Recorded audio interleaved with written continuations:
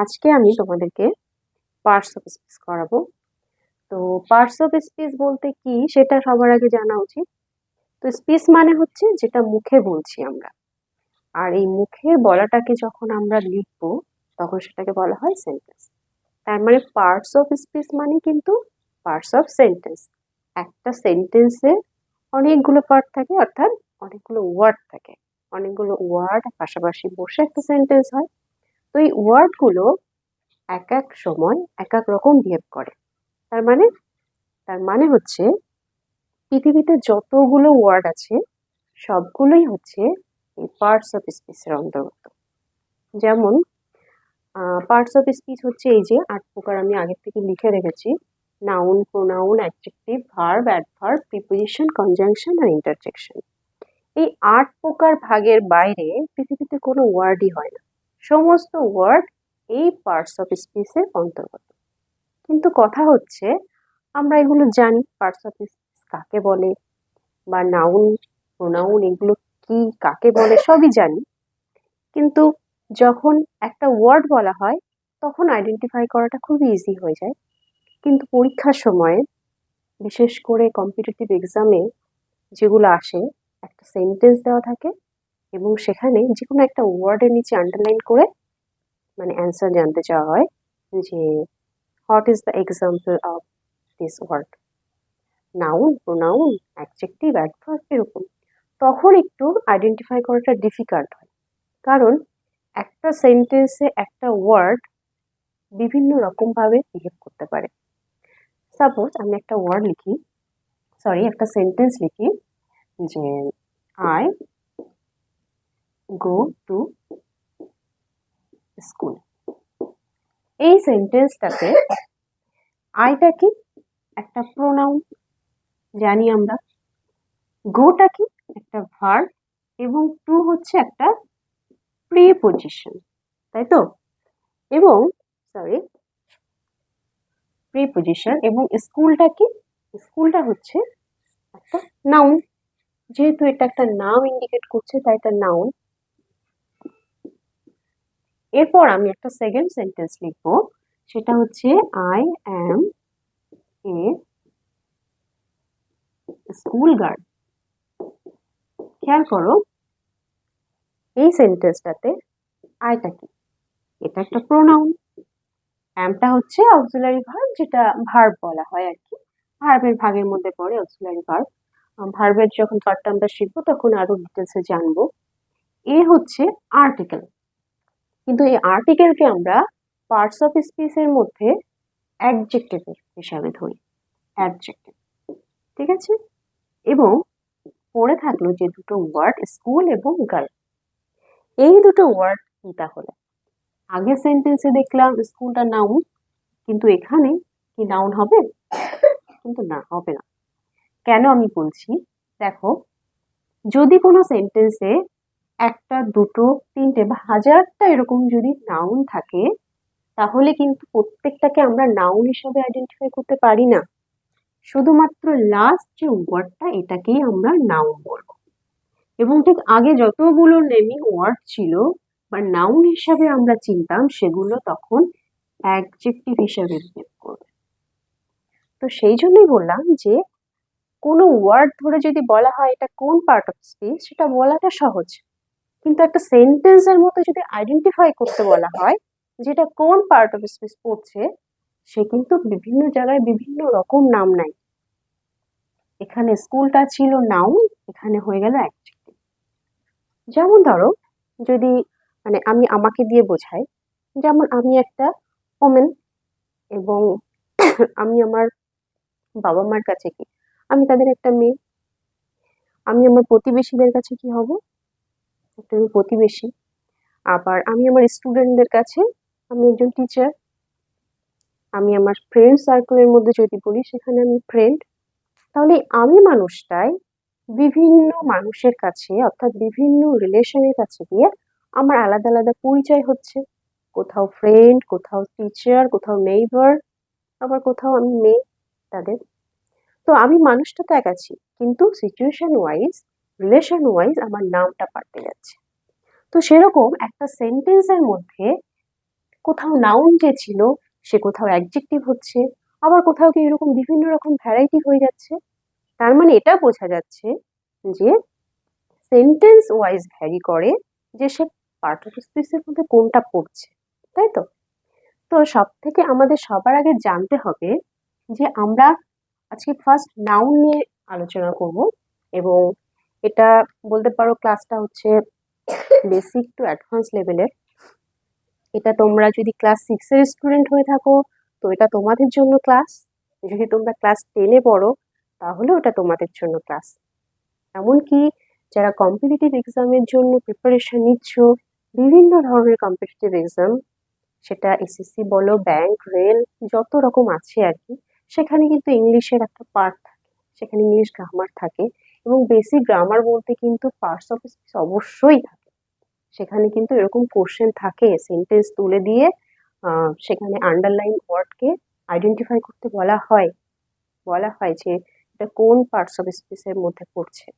তো সেখানে কিন্তু আইডেন্টিফাই করাটা খুব ডিফিকাল্ট হয়ে যায়।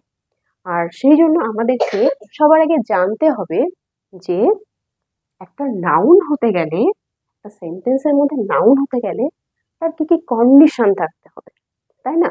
শুধু যে নেমিং ওয়ার্ডই নাউন এটা শুধু জানলে হবে না, এটা বেসিক লেভেলে হলো, এবার একটু অ্যাডভান্স লেভেলে শিখতে হবে আমাদেরকে। সেই জন্য আমাদেরকে জানতে হবে যে একটা নাউন হতে গেলে কি কি কন্ডিশন থাকতে হবে। তো এর বেশ কিছু কন্ডিশন আছে, আমরা সেগুলো আগে শিখবো, তারপর আস্তে আস্তে ক্লাসিফিকেশন অফ নাউন যেগুলো আছে, নাউনের অনেক প্রকার ভাগ আছে, সেগুলো শিখবো, ঠিক আছে? তো নাউন হতে গেলে একটা সেন্টেন্সের মধ্যে আমরা কখন কখন নাউন বলবো তার কন্ডিশন গুলো এবার আমরা একটু নোট ডাউন করবো। দেখো, প্রথমত একটা সেন্টেন্সের যে সাবজেক্ট সে অবশ্যই নাউন, ঠিক আছে? তার মানে কি বোঝা যাচ্ছে, যে সাবজেক্ট সে অবশ্যই নাউন। যেমন ধরো বলি, Ram does the work, Ram কাজটি করে। তো এখানে সাবজেক্টকে রাম, যে ডুয়ার সেই সাবজেক্ট, তো এখানে রাম সাবজেক্ট, তার মানে কি রাম হচ্ছে নাউন। এবার দেখো 2 নম্বর কন্ডিশন হচ্ছে একটা সেন্টেন্সের অবশ্যই যে অবজেক্ট সে হচ্ছে কি নাউন। এই সেন্টেন্সটাই যদি দেখি আমরা, রাম তো সাবজেক্ট, তার মানে রাম তো নাউন হয়ে গেল।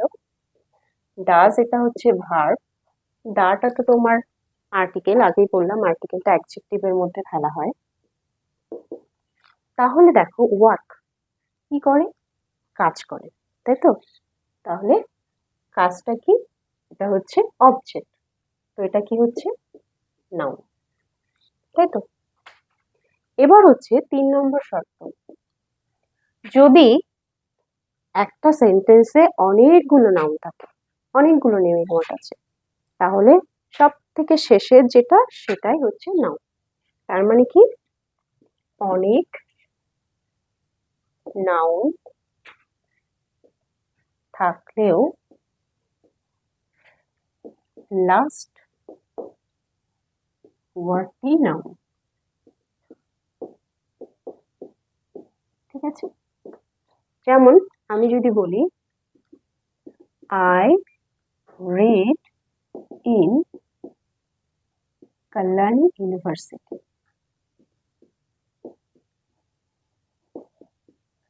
তো এখানে দেখো আই হচ্ছে প্রোনাউন, যে নাউনের পরিবর্তে বসে সে হচ্ছে প্রোনাউন, আর রিড হচ্ছে ভার্ব, ইন হচ্ছে প্রিপোজিশন, এবং কল্যাণী কি একটা নেম, ইউনিভার্সিটি একটা নেম, দুটো নাম।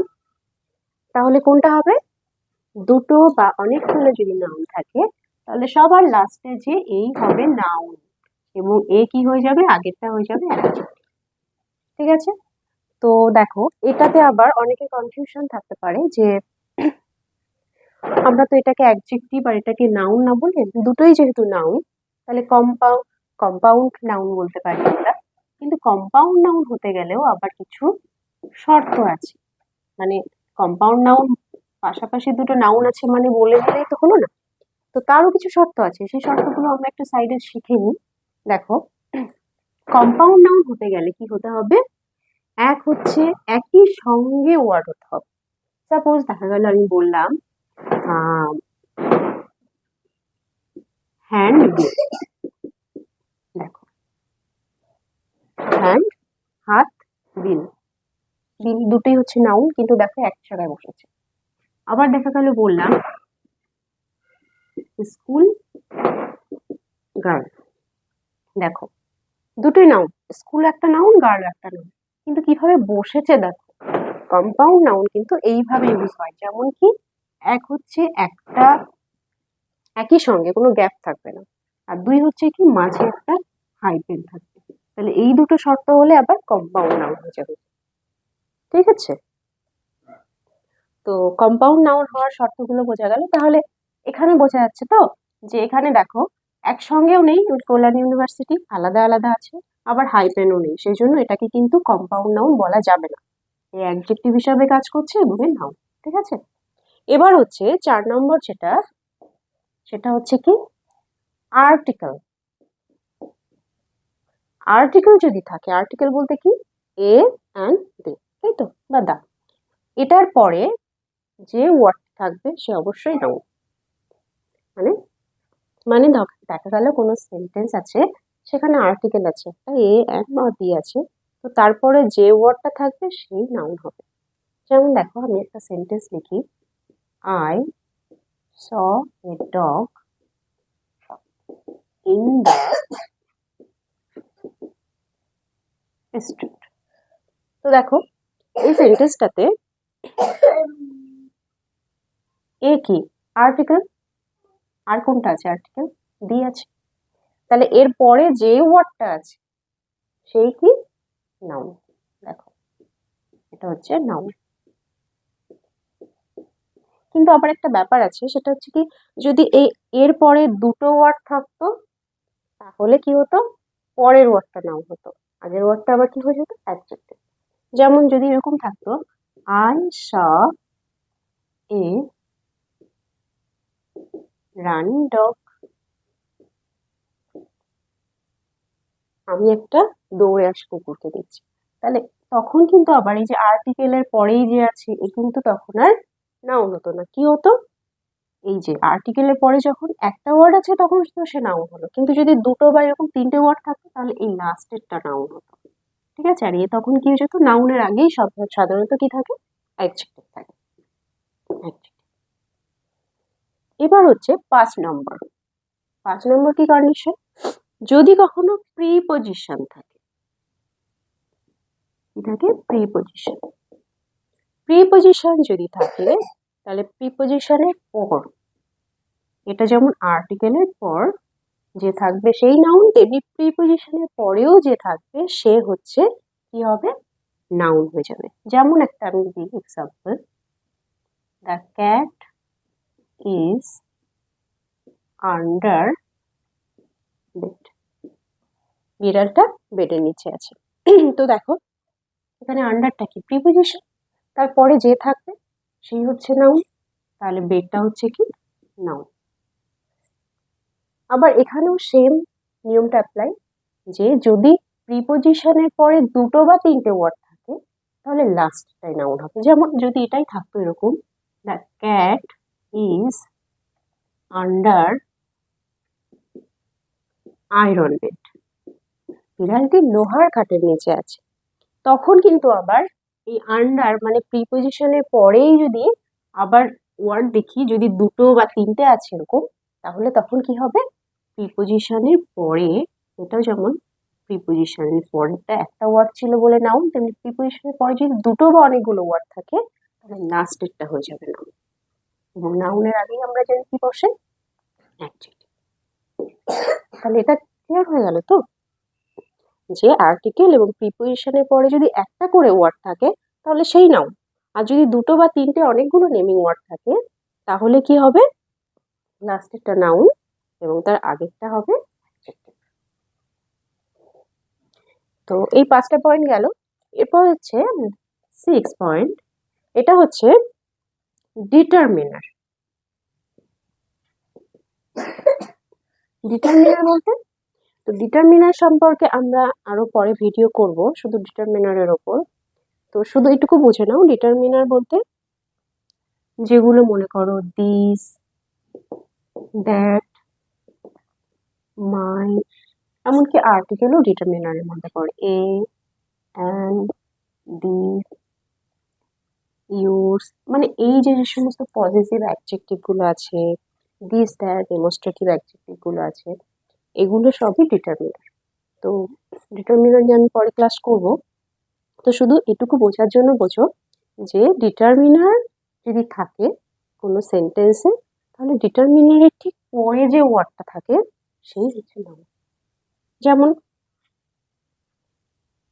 This pen is mine. তো দেখো, দিস কে একটা ডিটারমিনার, এই পেনটি আমার। তো এর পরে যে ওয়ার্ডটি থাকবে সেই হচ্ছে কি নাউন। ঠিক আছে, তাহলে এই যে যে ছটা পয়েন্ট আছে, এই ছটা হচ্ছে কন্ডিশন একটা নাউন হতে গেলে। তো এই কন্ডিশন গুলো যদি দেখো একটা সেন্টেন্সে আছে, সেইভাবে যদি অ্যাপ্লাই করো, তাহলে সহজেই একটা নাউন কিভাবে চিনবে, আইডেন্টিফাই করবে, ইজিলি হয়ে যাবে। ঠিক আছে,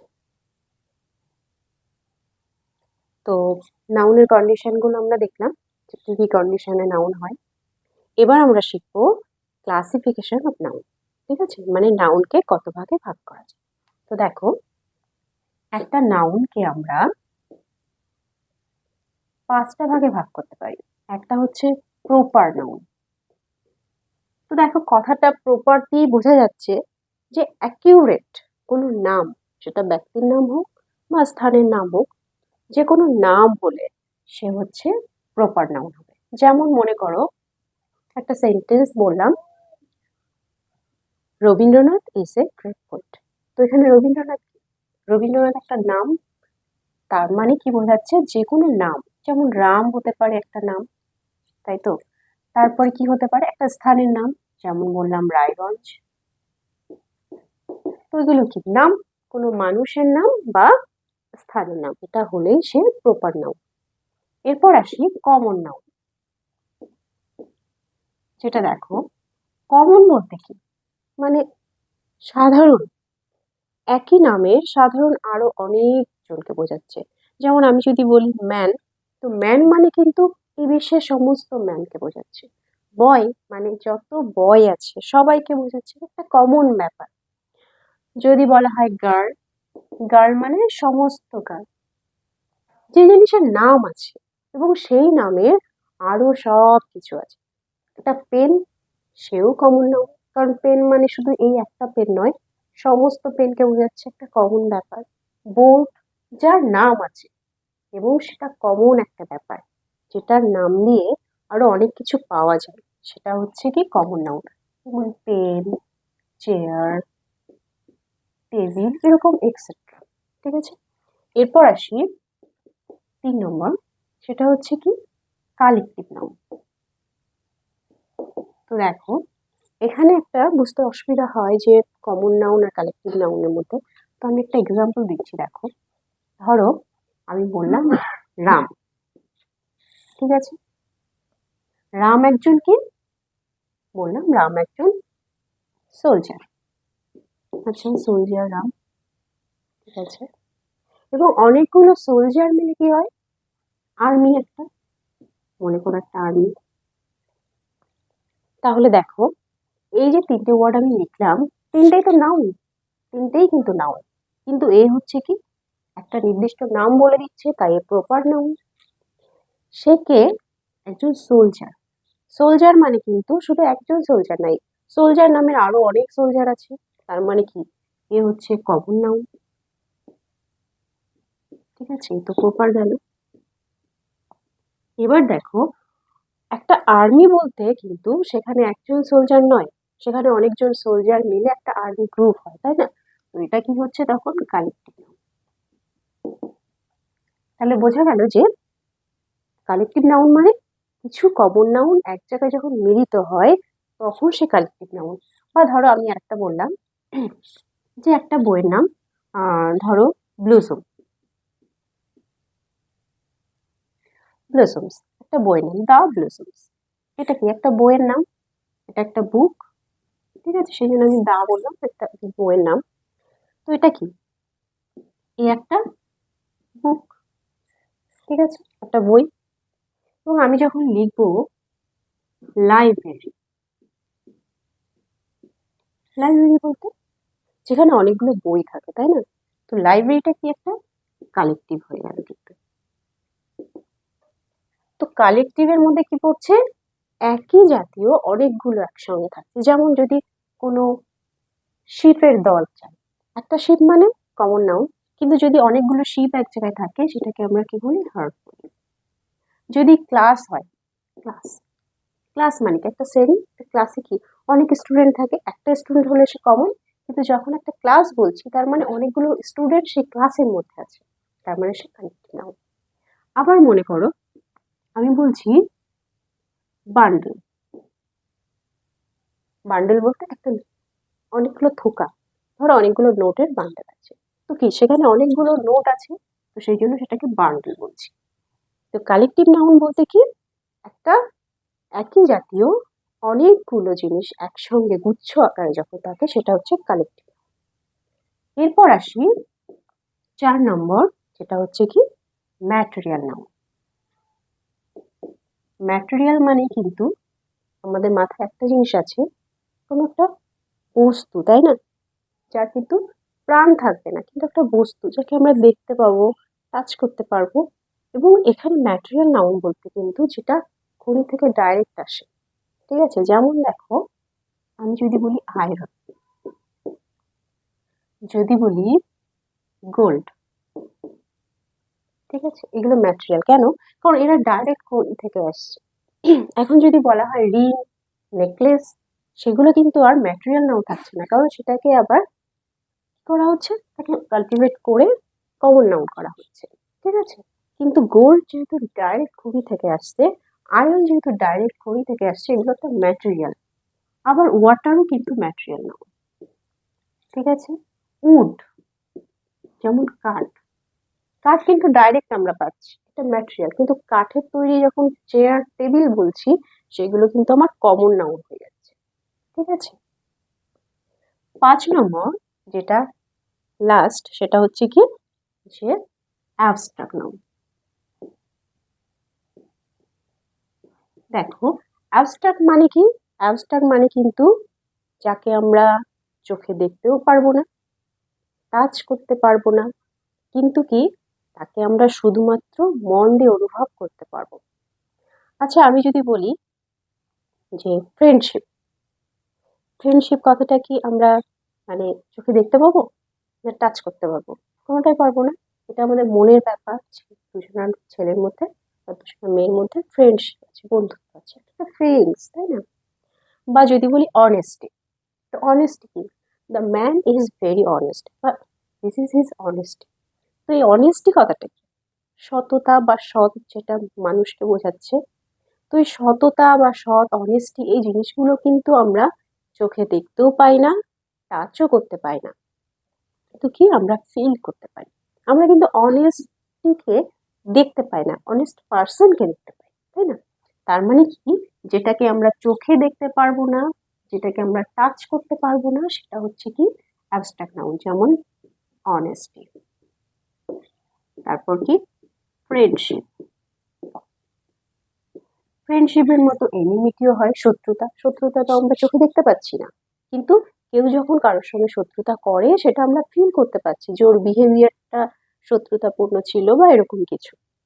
তাহলে এটুকু তো বোঝা গেল যে নাউনকে যে মেইনলি 5টা ভাগে ভাগ করা যায়, সেটা কি প্রপার, কমন, কালেকটিভ, ম্যাটেরিয়াল এবং অ্যাবস্ট্রাক্ট, ঠিক আছে।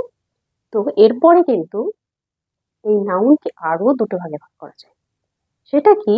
সেটা হচ্ছে, সেটাকে বলা হয়, তো এই 5 প্রকার ছাড়াও আরো যে 2 প্রকার আছে সেটা হচ্ছে কি, সেটা হচ্ছে বলতে পারো গণনাগত দিক থেকে, গণনাগত দিক থেকে নাউনকে ক ভাগে ভাগ করা যায়? 2 ভাগে ভাগ করা যায়, ঠিক আছে। তো সেই 2 ভাগটা কি? 2 ভাগটা দেখো, 1 নম্বর হচ্ছে কাউন্টেবল। কাউন্টেবল মানে কি? আমরা স্বাভাবিক নামটা শুনে বুঝতে পারছি কাউন্টেবল মানে হচ্ছে যেটা কাউন্ট করা যায়, যেটা গোনা যায়। যেমন কি, যেমন আমাদের চোখের সামনে যা কিছু আমরা গুনতে পারি সবকিছুই কি কালেক্টিভ নাউন। চেয়ার, টেবিল, বুক, পেন, খাতা যা কিছু আছে, বুক, পেন, যে কোনো মানুষ আছে, কজন মানুষ আছে গোনা যাচ্ছে, এই সমস্ত কিছু হচ্ছে কি চেয়ার, টেবিল যা কিছু আছে সবকিছুকে কাউন্টেবল, যেগুলোকে গুনতে পারবো এক কথায়। আর 2 নম্বর যেটা কি, সেটা হচ্ছে আনকাউন্টেবল। তার মানে কি, যেটাকে আমরা গুনতে পারবো না, যেটাকে কাউন্ট করতে পারবো না। তাহলে কি সেসব জিনিস যেগুলো কাউন্ট করা যায় না? যেমন ধরো কি বলতে পারি, মিল্ক, দুধ কখনো কাউন্ট করা যায় না। যদি বলি ওয়াটার, অবশ্যই ওয়াটার। যদি বলি হেয়ার, অবশ্যই হেয়ার। হেয়ার কিন্তু গোনা যায়, ঠিক আছে? এখন হেয়ার যদি পড়ে থাকে তুমি সেটা কাউন্ট করতে পারো, কিন্তু মাথার হেয়ার গুলো তো গোনা যায় না। এগুলো হচ্ছে আনকাউন্টেবল নাউন, ঠিক আছে?